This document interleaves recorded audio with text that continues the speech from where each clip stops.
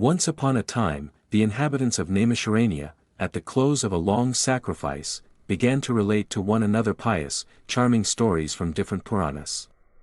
The great sage, Sutta, was present in that assembly. Saunaka and other sages who were also there on that occasion, after complimenting Sutta on his deep lore, said, "O sinless one, we wish to hear again the very same nectar-like stories of the Puranas which have been recited to us by you. Tell us please, how Brahma created the universe, and for what reason Vishnu adopted the form of a fish.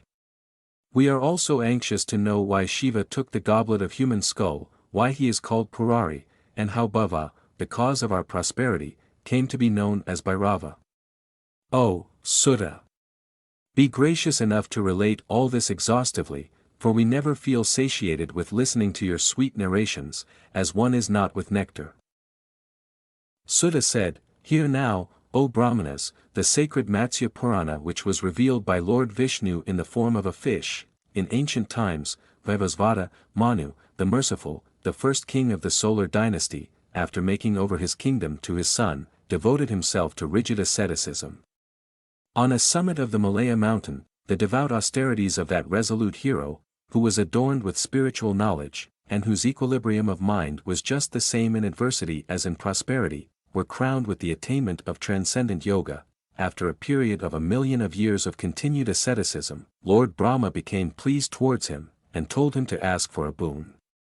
Having been thus addressed, by Brahma, the king, after saluting him, said, "Lord, I have only one boon to beg of you, which is above all other boons. May I have power sufficient for the protection of the whole creation, movable and immovable, when the hour of Pralaya will come." Lord Brahma, the soul of the universe, after granting the prayer of the king, in the following words, "Be it so," disappeared then and there, and the Devas profusely showered a rain of flowers from the ethereal regions. One day, in his hermitage, when the king was making a libation of water to the manes of his deceased ancestors, a carp, a small fish, fell into his hands along with the water. On seeing that tiny fish, the merciful king, out of compassion, wanted to preserve it and put it into his water jar. That tiny fish, in course of a day and night, grew into the form of a large fish, measuring 16 fingers in length, and, feeling uncomfortable inside the water jar where it was placed by the king, cried for deliverance. The king took it out of the water jar and put it in a large pitcher, but there also, in course of a night, it grew 3 hands in length. "I am at your mercy, come to my succor." The king, again hearing these cries of the fish, took it out of the pitcher and deposited it in a well. Later on, the well also proved insufficient. The king then accommodated it in a tank. In the tank, again, the fish grew a yojana, 8 miles, in length, and again appealed to the king, in a plaintive tone, to help it out of the tank. Then the king put the fish in the Ganges and, finding that it increased thereto, he placed it in the ocean. The fish went on increasing and increasing in bulk, until it very nearly filled the vast expanse of the great ocean. The king, seeing this, was awe-stricken and said, "Are you the chief of the Asuras? Or are you Vasudeva, who else has such an extraordinary power to assume such a tremendously big form extending to 1,600 miles?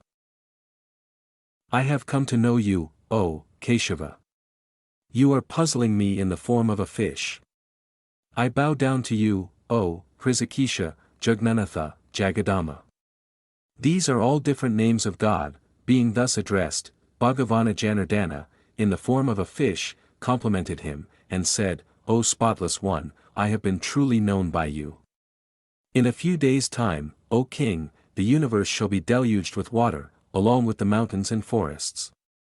The Devas have made this boat to rescue the creation from such a calamity, placing in its Vidajas, Andajas, Adbijas and Jarayujas.